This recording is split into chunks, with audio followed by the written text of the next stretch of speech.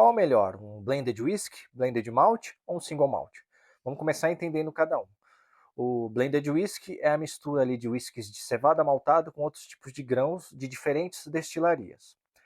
Blended malt é a mistura de diferentes destilarias, mas só com whisky single malts. Então aquela garrafa vai ter só whiskies single malt ali de diferentes destilarias. E o single malt é o whisky que ele é feito somente de uma única destilaria, não necessariamente de um único barril, mas ele vai ser caracterizado por single malt porque ele é feito dentro de uma única destilaria. Então ele é single por uma destilaria e malt porque só pode ser feito de cevada maltada. Vou começar por aí, certo? Outra coisa que é importante a gente entender também, existem categorias e essas categorias são pensadas justamente na evolução do paladar da pessoa que está fazendo a prova da bebida ali. E basicamente eu diria o seguinte: o blended whisky ele é muito mais leve, ele tem a mistura de diferentes destilarias de whiskies, tanto de single malt quanto de grãos. Então, geralmente, ele é um pouco menos potente nos aromas e sabores, ele é um pouco mais adocicado, ele é mais leve no paladar das pessoas, porque justamente ele foi pensado para isso, para a pessoa que está começando agora.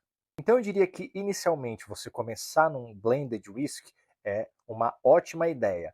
Você começar nesse whisky que ele tem aromas mais leves, mais adocicados, muito mais pensados para quem está querendo se iniciar agora no universo dos whiskies. Inclusive, muitos deles são feitos para você tomar com um pouco de água diluída ou um pouco de gelo, para você acostumar o seu paladar ali e evoluindo aos poucos, certo? Depois a gente tem os blended malts, que são a mistura de diferentes single malts de diferentes destilarias colocadas dentro de uma única garrafa. Eles são um pouco mais potentes em aromas e sabores, são um pouco mais complexos também, então acho que é uma evolução boa para você que já está tomando há algum tempo aí o seu blended whisky e está querendo aí subir um degrau para entender um pouco mais de complexidade que essa bebida pode te entregar, certo? Um bom exemplo de blended malt, a gente tem o Green Label, que ele tem 15 anos, 43% de teor alcoólico, APV, que é álcool por volume, e ele tem só mistura de whisky single malts ali dentro dele. Na minha opinião, ele é um dos melhores custos-benefícios da linha da Johnnie Walker. E aí temos o single malt. O single malt ele é mais potente nos aromas e sabores, por quê? Você imagina o seguinte, que você tem uma garrafa de whisky ali, onde você pegou uma garrafa de uma destilaria que era um pouco mais cítrica, uma de outra destilaria que era um pouco mais adocicada, outra mais frutada, outra um pouco salgada, um pouco turfada, para chegar nessa complexidade que a destilaria te deu esse whisky de blend. Só que você pegou diversos blends, diversos whiskies diferentes para colocar ali. Então ficou uma coisa mais diluída de sabor. Agora você imagina uma única destilaria pegar ali um whisky que ele ficou muito tempo envelhecido, por exemplo, só em barris ex-bourbon. E de repente ele pode até ser feito envelhecido em 2 barris, como eu falei, por exemplo. Ele pode ser um single malt que eles pegaram uma parte que foi envelhecida há muito tempo em barris ex-bourbon e outra parte que foi envelhecida em barris ex-sherry.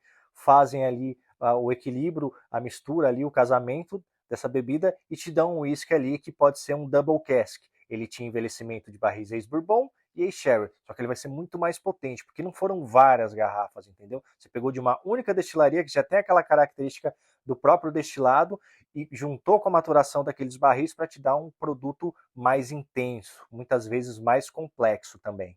Então, basicamente, se eu estivesse começando a tomar hoje meu whisky, eu gostaria que tivessem me explicado essas 3 categorias aí, que você tem o blended whisky, blended malt e o single malt, e que você pode aí aos poucos experimentando cada um deles para você ir acostumando o seu paladar, você ir evoluindo aí na sua capacidade de sentir aromas e sabores, para depois você pegar um whisky mais complexo. Porque não adianta você de repente já querer acabou de começar a tomar o seu whisky aí e vai pegar um mais complexo. Você não vai conseguir sentir os aromas e sabores que ele tem para te oferecer. Você precisa treinar um pouco o seu paladar, o seu olfato. Então é tudo uma questão de treino, é uma questão de fases que você vai passando, você vai bebendo, vai educando aí o seu paladar e vai ficando cada vez melhor. A sua degustação vai ficando cada vez mais proveitosa, cada vez mais prazerosa, ok?